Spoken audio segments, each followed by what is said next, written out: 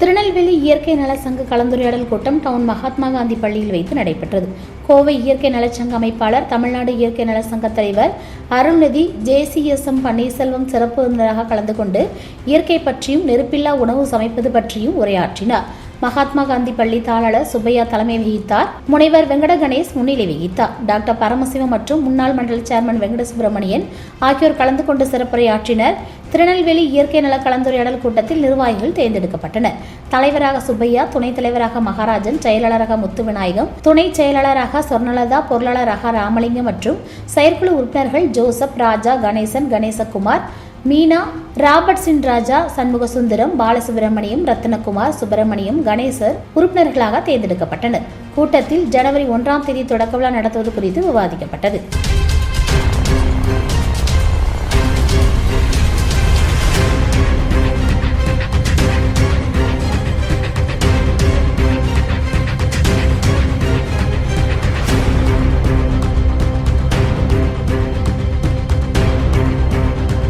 அனைவருக்கும் வணக்கம்.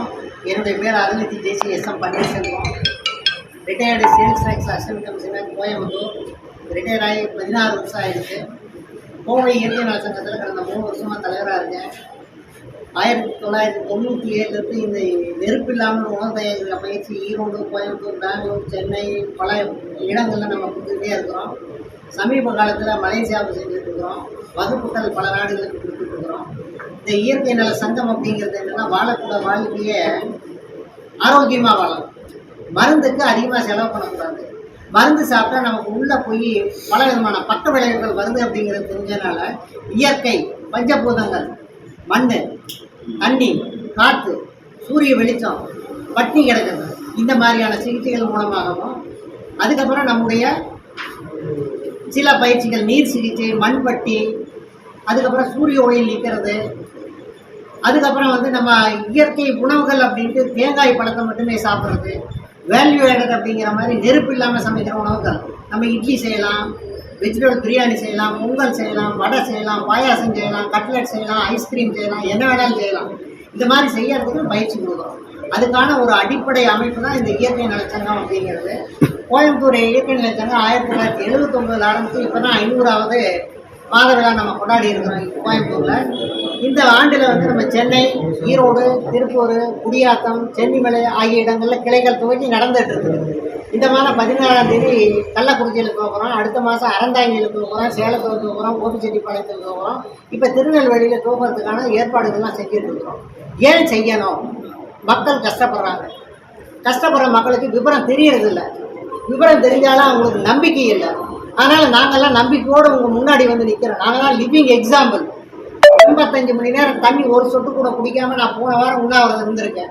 தண்ணி குடிக்கலைன்னா செத்து போயிடுவாங்களா, சாக மாட்டோம், இருக்கும் அப்படிங்கிறதுக்கு ஒரு உதாரணம். எங்களை நாங்களே சோதனைப்படுத்திக்கிட்டு மக்களுக்கு நாங்கள் ஒரு நல்ல உதாரணமாக இருக்கிறோம் அப்படிங்கிறதுக்கான இது. அதனால் பட்டினி கிடக்கிறதுனால ஒன்றும் தப்பே கிடையாது. நம்ம உடம்புல இருக்கிற உணவை வச்சுட்டு நம்ம 3 நாள் தாராளமாக இருக்கலாம், சுறுசுறுப்பாக வேலை செஞ்சுட்டு இருக்கலாம். இதை எடுத்து சொல்லணும் அப்படின்னா, எங்களை மாதிரி ஆட்கள் உண்ணாவிரதம் இருந்து நம்ம சுறுசுறுப்பாக செஞ்சுட்டு இருக்கிறோம். என்னுடைய வயதில் நான் இப்போ தினம் 5 மணி நேரம் தான் தூங்குறேன். எல்லாம் இதே சிந்தனை தான், வேறு ஒன்றுமே கிடையாது. தேங்காய், பழம், பொரி, கடலை, இதுதான் என்னுடைய உணவு. ஒரு வேளை சமைத்த உணவு சாப்பிட்டாவே அதிகம் அதுவும் சாப்பிட மாட்டேன். ஆக இந்த இயற்கை நலம் என்பது என்னன்னா, இயற்கையாக இந்த பிரபஞ்சம் வழங்கியுள்ள ஆற்றலை நாம் நம்முடைய உடலுக்கு கொண்டு செல்கின்ற போது உடல் என்கின்ற டாக்டர் இதை முழுமையாக ஏற்றுக்கொண்டு தனக்கு இருக்கின்ற பாதிப்புகளை சரி செய்து கொள்கிறது அப்படிங்கிறத மக்களுக்கு வெளிச்சம் போட்டு காட்டுறோம். இதுக்காக தான் இந்த இயற்கை நல சங்கம் ஆரம்பிச்சிருக்கோம். இதனுடைய முக்கியமானது நோக்கம் என்னென்னா, மாதத்தில் 2 நாள் 3 நாட்கள் ஒரு இடத்துல தங்க வச்சு அவங்களுக்கு உடலில் இருக்கிற பிரச்சனைகள் எல்லாம் தெரிஞ்சுக்கிட்டு இயற்கை வழி நல்வாழ்வு வாழ்வியல் பயிற்சி முறைகளை சொல்லிக் கொடுக்குறோம். இது ஒரு முகாம். அடுத்து இன்னைக்கு ஒரு புது கருத்து வந்திருக்குது. நம்ம இயற்கை உணவுகள், சமைத்த உணவுகளானாலும் சரி, இல்லை நெருப்பு இல்லாமல் தயாரித்த உணவுகளானாலும் சரி, வீட்டில் அவங்களால செய்ய முடியல, ஃபோன் பண்ணி கேட்டாங்கன்னா நம்ம கொடுக்குற அளவுக்கு தயார் பண்ணோம் அப்படின்னு ஒரு புது கருத்தை சொல்லியிருக்காங்க. அது நல்ல கருத்து தான். எதிர்காலத்தில் செயல்படுத்துறதுக்கான முயற்சிகளில் இங்கிருந்தே ஆரம்பிக்கலாம். அதுக்கு மக்கள் இங்கே தயாராக இருக்கிறாங்க. அதை இது போன்ற கிளைகளை தமிழ்நாட்டினுடைய பல பகுதிகளில் துவங்கி எதிர்காலத்தில் தமிழ்நாட்டில் 9 கோடி பேர் இருந்தாலும் கூட நம்ம எல்லாத்தையும் சரி பண்ண முடியும். திருநெல்வேலியில் பல லட்சம் பேர் இருந்தாலும் கூட எல்லாரும் பின்னாடி நம்ம போக முடியாது. நம்மை நம்பி வருபவர்களுக்கு அவர்கள் நம்மை முழுமையாக நம்பினால், நாம் சொல்வதை கடைப்பிடித்தால் நிச்சயமாக அவங்களுக்கு ஆரோக்கியத்தை கொடுக்க முடியும் அப்படின்னு நான் சேலஞ்ச் பண்ணி சொல்கிறேன். இன்றைக்கு நான் சொல்கிறேன், சர்க்கரை வியாதி ஒரே நாளில் உங்களுடைய சர்க்கரையை 100 குறைச்சி காமிக்கிறேன். ஒரு வாரத்தில் உங்களுக்கு நார்மல் கொண்டு வரேன். யாரை வேணாலும் கொண்டு வருவாங்க. இங்கேயும் நிறைய பேர் இருக்கலாம். நம்ம டெஸ்ட்டுக்காக ஒன்று செய்வோம். ஆக இந்த மாதிரியான ஒரு வாய்ப்புகளை வழங்குவது தான் இயற்கை நல சங்கத்தின் நோக்கம். இந்த இயற்கை நல சங்கத்தை இங்கே திருநெல்வேலியில் ஆரம்பிக்கிறதுக்கு நம்ம வெங்கட கணேஷ் அவர்கள் முன்னிலைப்படுத்தி இருக்காங்க. இப்போ நம்ம காந்தி பள்ளியினுடைய தாளாளர் சுப்பையா அவங்க தலைவராகவும், இவர் ஐயா பொருளாளராகவும், ராமலிங்கம் செயலாளர், நம்ம முத்து விநாயகம் அவங்களும் பொறுப்பேற்றுக்கிறதுக்கு தயாராக இருக்காங்க. நிறைய அன்பர்கள் பல பொறுப்புகள் செயற்பு உறுப்பினர்களாக ஏற்றுட்டு இருக்காங்க. ஆக எதிர்காலத்தில் இவர்களுடைய ஒரு ஆத்மார்த்தமான ஒத்துழைப்போடு இந்த பகுதியில் உள்ள இவர்களை நம்பி வருகின்ற மக்களுக்கு ஆரோக்கியத்தை முழுமையாக வழங்க முடியும் அப்படின்னு இந்த சந்தர்ப்பத்தில் தெரிவிச்சுக்கிறேன். டாக்டர்லாம் 3 நேரம் சாப்பிட சொல்லியிருக்காங்க. லங்கனம்னா உலகத்திலேயே உயர்ந்த மருந்து உண்ணாவிரதம் அப்படின்னு சொல்லியிருக்காங்க. அப்போ உடம்புல வியாதி இருந்தது அப்படின்னா நீங்கள் சாப்பிட்டீங்க அப்படின்னா நம்ம உடம்புல இருக்கிற எனர்ஜி அந்த சாப்பாட்டை ஜீரணம் பண்ணுறதுக்கு போயிடும். அதனால் நம்ம பெரியவங்களாம் என்ன சொல்லியிருக்காங்கன்னா, பட்னி இருந்தீங்கன்னா உடம்புக்குள்ள இருக்கிற எனர்ஜி, உடம்புக்குள்ள இருக்கிற வியாதியை குணப்படுத்திடும்னு சொல்லியிருக்காங்க. நிறையா இருக்குது. காந்திஜி அதுக்கு உதாரணம், நானும் உதாரணமாக இருக்கிறேன். ஆக பட்டினி இருக்கிறதுங்கிறது நீங்கள் நாட்கணக்கில் இருக்க வேண்டியதில்லை. வாரத்தில் 7 நாள் 21 வேளை சாப்பிட்றோம். ஒரு நாள் ஒரு வேளை உண்ணாவிரதம் ஒரு மாதத்துக்கு. 2வது மாதம் ஒரு வாரத்தில் ஒரு நாள் 2 வேளை உண்ணாவிரதங்க. அதுக்கப்புறம் ஒரு வாரத்தில் ஒரு நாள் உண்ணாவிரதங்க. கிராஜுவலாக கொண்டுட்டு போகும்போது என்ன ஆகும் அப்படின்னா, நம்ம உடம்புல இருக்கிற ஆற்றல், நம்ம உடம்புக்குள்ளே இருக்கிற பாதிப்புகளை சரி செஞ்சுக்கிட்டே வரும். நமக்கு தெளிவாச்சுன்னா உண்ணாவிரதத்தில் இல்லைன்னா இருக்க வேண்டியது. உங்கள் உடம்பு சொல்லி கொடுக்கும், நீ ஒரு நாள் உண்ணாவிரதம் இந்த இதெல்லாம் சரியாக போச்சு அப்படின்னு. உதாரணத்துக்கு ஒன்றும் இல்லை, வாழை இலை குளியல் போட்டோம் அப்படின்னா உடம்புல இருக்கிற அரிப்பு பிப்பு எல்லாம் சரியாக போயிடும். ஸ்கின் டிசீஸ் எல்லாம் மண்ணை பூசி குளிச்சிட்டோம் அப்படின்னா உடம்புல இருக்கிற வலியெல்லாம் சரியாக போயிடும். 2 மணி நேரம் தான். அதனால் கை மேலே பலன். நீங்கள் சர்க்கரைக்காக போய் மருந்து மாத்திரை வாங்கி சாப்பிட்டு நாட்கணக்கில் வருடக்கணக்கில் ஊசியை போட்டுட்டு 15 வருஷம் 30 வருஷம் ஆகிப்போச்சு அப்படிங்கிறதெல்லாம் இந்த இயற்கையில் கிடையாது. ஆக இயற்கை என்பது அதுதான், கைமேல் பலன். வேறு கேள்வி ஏதாச்சும்? நீங்கள் சொல்கிறது கிராமத்து லைஃபு ஓகே, மண் குளியல் வாழை இலை குளியல்லாம் பண்ணலாம். இது இங்கே வந்து ஒவ்வொரு நிமிஷமும் மக்களுக்கு ரொம்ப முக்கியமான ஓடிக்கிட்டே இருக்காங்க. அவங்களுக்கு உங்களுடைய கருத்து எப்படி? நல்ல கேள்வி. பொதுவாக மக்கள் ஓடிக்கிட்டே இருக்காங்க. ஆனால் மக்கள் கையில் கொஞ்சம் செலவு பண்ணலாம், கொஞ்சம் காசு இருக்குதுன்னு வச்சுங்க. இந்த சங்கத்தின் மூலமாக நாங்கள் மாதத்துக்கு ஒரு நாள் 2 நாள் வெளியில் போய் தங்கி சிகிச்சை கொடுக்குறோம். நீங்கள் வாங்கன்னு கூட்டிகிட்டு போய் அவங்களுக்கு மண் குளியல் இல்லைன்னா வாழை இலை குளியல் போட்டு அதுக்கு மொத்தமாக ஒரு 2000-3000 செலவாக போகுது 2 நாளைக்கு ஆச்சா. சாதாரணமாக டாக்டர்கிட்ட போனால் இன்றைக்கெல்லாம் ஒரு நாள் மருந்து மாத்திரை கன்சல்டேஷனே 2000 ரூபா ஆகி போயிடுது. இதை உட்கார வச்சு செய்யும்போது 3 மணி நேரத்தில் அவங்களுக்கு பலன் கிடைக்கும். உடம்பு வலி போகுது, உடம்புல இருக்கிற அரிப்பு போகுது, தோல் வியாதி சரியாகுது. இன்னும் என்ன வேணும்? இவங்க போய் எல்லாத்தையும் சொல்லட்டும். சமைக்காத, அதை நெருப்பு இல்லாமல் சமையல், அது எந்த அளவுக்கு மக்களுக்கு பயனுள்ளதாக இருக்கும்? ஏன்னா இன்னைக்கு நான்வெஜ் தான் வந்து புரோட்டீன் கொடுக்குது, கார்போஹைட்ரேட் கொடுக்குது, கொழுப்பு சத்து கொடுக்குது. மருத்துவர்கள் அதை எடுத்துக்க சொல்கிறாங்க. நீங்கள் அடுப்பே இல்லாமல் சமையல் சாப்பிடுங்கன்னு சொல்கிறீங்க. இது எந்த அளவுக்கு பயனுள்ளதாக இருக்கும்? புரோட்டீன் பற்றி சொல்லியிருக்காங்க. புரதம் உலகத்திலேயே புரோட்டீன் அதிகமான உணவு கொத்தவரங்காய். கொத்தவரங்காய் தினம் காலையில் ஒரு 4 கொத்தவரங்காய் சாப்பிடுவாங்க. மட்டன் சாப்பிட வேண்டியதில்லை, முட்டை சாப்பிட வேண்டியதில்லை, மீன் சாப்பிட வேண்டியதில்லை, சிக்கன் சாப்பிட வேண்டியது எல்லாமே இதில் இருக்குது. ஒன்று நம்ம மசாலாலாம் போட்டு என்ன பண்ணுறோம், கோழி எடுத்துகிட்டு வரோம், நசுக்கிறோம், எல்லாம் போட்டு கழுவி விட்டுட்டு அதுக்கு மேலே போட்டு மசாலா மஞ்சத்தூள் எல்லாம் போட்டு அதுக்கு மேலே கோட்டிங் கொடுத்துட்றோம். கோட்டிங் கொடுத்து எண்ணெய்களை போட்டு வறுத்தெடுத்து நல்லா டேஸ்ட்டாக இருக்குதுன்னு சாப்பிட்றோம். உள்ளே போனோடனே அந்த கோட்டிங் எல்லாம் கரைஞ்சி போயிருக்குல்ல, நம்ம எச்சில் பட்டு எல்லாம் பண்ணோன்னே அங்கே போனோடனே பழையபடி ஆகி போயிருக்கு. அது உள்ளே போனால் என்னாங்க, சாதாரணமாக இந்த இடத்துல ஒரு துண்டு வைங்க, மசாலா போட்டு இந்த இடத்துல ஒரு துண்டு வைங்க, எப்படி இருக்குது 2 நாள் கழித்து பார்த்தா பூச்சி போய் அழுகி போய் தான் கிடக்கும் இல்லையா, நாட்டம் அடிக்கும், புழு எல்லாம் பிடிச்சிடும். வயிற்றுக்குள்ளே அதான் நடக்குது.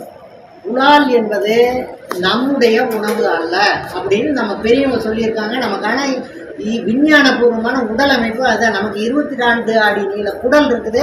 அந்த சிங்கம் புலி கரடிகளுக்கெல்லாம் 10 அடிக்குள்ளேயே முடிஞ்சு போயிடுது. அது உள்ளே போக ஜீரணமாய் தள்ளி விட்டுரும். நம்ம அப்படி இல்லை, 18 மணி நேரம் உள்ளே இருக்குது. உள்ளே இருந்ததுன்னா நமக்கு தேவையற்ற நீர் உற்பத்தி ஆகும், கேஸ் உற்பத்தி ஆகும், எல்லா பக்கம் போய் மூட்டுக்கு மூட்டு வலி வரும். அப்புறம் வந்து ஆர்த்தரைட்டிஸ் அப்படின்னு சொல்லிடுவோம், முடக்குவாதம் அப்படிங்கிற ஒரு நிலைக்கு கொண்டு போய் இருக்கும். அதனால் உணால் நம்முடைய உணவல்ல, ஆனால் சாப்பிட்டு பழகிட்ட சார் நான் என்ன பண்ணுறது, சாப்பிடுவேன், வேண்டாம்னு சொல்லுவேன். ஃபாஸ்ட் ஃபுட்டு அதை பற்றி நீங்கள் என்ன நினைக்கிறீங்க? ஃபாஸ்ட் ஃபுட் அப்படிங்கிறதுலேயே இருக்குது. ஃபாஸ்ட் ரொம்ப வேகமாக செய்கிற உணவு, உள்ளே போய் வேகமாக வியாதியை கொடுக்குற உணவு. ஏன்னா அதில் நம்முடைய சுவைக்காகவும் மனத்துக்காகவும் பார்வைக்காகவும் நிறைய ரசாயனங்களை சேர்த்துறாங்க. அந்த ரசாயனங்கள் உள்ளே போனோன்னே நம்முடைய ரத்தத்தில் கலந்து பலவிதமான பக்க விளைவுகளை உருவாக்குது. அது பவுல் சிண்ட்ரோம் அப்படின்னு சொல்கிறோம், இரிட்டேஷன் பவுல் சிண்ட்ரோம் அப்படின்னு சொல்கிறோம். 22 வகையான வியாதி வருது. அதை அஜினோமோட்டோ அப்படிங்கிற ஒன்று போடும்போது தான் அந்த ஸ்மெல்லு வருது, வாசனை வருது, அப்புறம் என்ன வருது, டேஸ்ட் வருது, எல்லாம் வருது. அந்த ஃபாஸ்ட் ஃபுட்டு எல்லாமே நமக்கு தொந்தரவு தரக்கூடியது. ஆனால் நம்ம பாருங்கள், கொழுக்கட்டை செய்கிறோம், அது ஃபாஸ்ட் ஃபுட்டு தான். சாப்பிட்றோமா இல்லையா? ஒவ்வொரு முறையும் விநாயகர் சதுர்த்திக்கு கொழுக்கட்டை பற்றி சாப்பிட்றோமா இல்லையா? வீட்டில் அப்பா இது ஒப்புட்டு செய்கிறோம், அது செய்கிறோம் இல்லையா? அப்போ அதை மாதிரி இருக்கிற நம்ம நாட்டு மக்கள் ஆரம்ப காலத்துக்கு செஞ்சதை சாப்பிட்லாமே. நம்ம இப்போ தேவையில்லாமல் இந்த கொழுப்பு சத்துக்கள் அதிகமானது, சீஸ் உள்ளே போனால் நமக்கு கெட்ட கொழுப்பாக மாறுது, அதெல்லாம் வச்சு தான் இன்றைக்கி செய்கிறாங்க. அதனால் ஃபாஸ்ட் ஃபுட்டு வேண்டான்னு சொல்கிறேன். நான் கூட என்ன சொல்கிறேன்னா, சாப்பிடுங்க, வேண்டான்னு சொல்கிறேன். ஏன்னா உதாரணத்துக்கு நான் பர்கர் எடுத்துக்கிறீங்களா, ஒரு நாள் பர்கர் சாப்பிடுங்க. ஒரு பர்கர் எடுத்து வச்சிங்கன்னா 1 மணி நேரம் சாப்பிடுங்க. ஒரு பர்கர் எடுத்து வச்சுக்கிட்டு வாயில் போட்டு 3 நிமிஷம் மென்று சாப்பிடுங்க. 1 மணி நேரம் சாப்பிடுறது நமக்கு கெடுதல் கொடுக்காது. ஏன்னா நம்ம உடம்புல இருக்கிற நாக்கில் இருக்கிற அந்த உமிழ்நீர் அதோடு கலந்து போய் ஜீரணமாகி போயிடும், நமக்கு கெடுதல் வராது. ஆனால் நம்மளால் அப்படி சாப்பிட முடியுமா? முடியாது. அதனால் அது வேண்டான்னு சொல்கிறோம். இதெல்லாம் மக்கள்கிட்ட கொண்டு போகிறது உங்கள் சங்கத்தோட இலக்கு. ஆமாம், இதெல்லாம் மக்கள்கிட்ட கொண்டு போகணும். இன்னொன்று சொல்கிறீங்க, நெருப்பு இல்லாமல் சமைக்கிறது அப்படின்னா, நெருப்பு இல்லாமல் நம்ம காய்கள், பழங்கள், தேங்காய், கொட்டைகள், இது கூட கொஞ்சம் அவல் வச்சுக்குவோம். அவல் இல்லையா, இதை வச்சுக்கிட்டு நம்ம இட்லி செய்யலாம், துவையல் நம்ம ஆர்டினரியாக செய்கிறோம், இனிப்பு பொங்கல் செய்யலாம், காரப்பொங்கல் செய்யலாம், வடை செய்யலாம், பாயசம் செய்யலாம். அப்புறம் என்ன செய்யலாம், வெரைட்டிஸ் புலாவ், நிறைய விதவிதமாக அரிசி செய்யலாம், சாம்பார், வெறும் ஒயிட் ரைஸ் செய்யலாம், சாம்பார், ரசம், மோர், ஊறுகாய் எல்லாமே. பசு பால் இல்லாமல் தேங்காய் பால் வச்சுக்கிட்டே நம்ம மோர் செய்யலாம், தயிர் செய்யலாம், ஊறுகாய் செய்யலாம், என்ன வேணாலும் பண்ணலாம். எல்லாத்துக்குமே பயிற்சி கொடுக்குறோம். இதெல்லாம் செய்யும்போது என்னென்னா சீக்கிரமாக செஞ்சிடலாம். 1, உடம்புக்கு கெடுதல் இல்லை. 2, கேஸ் இல்லை. 3, பாத்திரங்கள் கழுவ வேண்டியது, அதிகமாக கழுவ வேண்டியது. 4, இதை சாப்பிட்டோம்னா நமக்கு கழிவுகள் உடம்புல தேங்காது. கழிவுகள்லாம் ஃப்ரீயாக சீக்கிரமாக ஜீரணமாகி வெளியில் போயிடும். அதனால் இதை சொல்லிட்டு இருக்கோம். ஆக இது வந்து மக்கள் புரிஞ்சுக்கிறது கொஞ்சம் கஷ்டம். இதுவுமே கெட்டது சீக்கிரம் பழகிக்குவோம், நல்லது பழகணும்னா கொஞ்சம் கஷ்டம். அப்போ இருந்தாலும் கூட நம்ம நல்லதுக்குன்னு நினச்சிக்கிட்டு பழக என்னாக அவங்களுக்கு ஒரு ஈடுபாடு வந்துருச்சுன்னா அவங்க உடம்பு சொல்லணும், இது நல்லா இருக்குது, இது சாப்பிடுப்பா அப்படின்னா சாப்பிடுவாங்க. ஆக நம்முடைய நோக்கம் மக்களை, இதில் விருப்பம் உள்ளவர்களை சரியான ஆரோக்கிய பாலத்தை அழைத்து செல்வது தான்.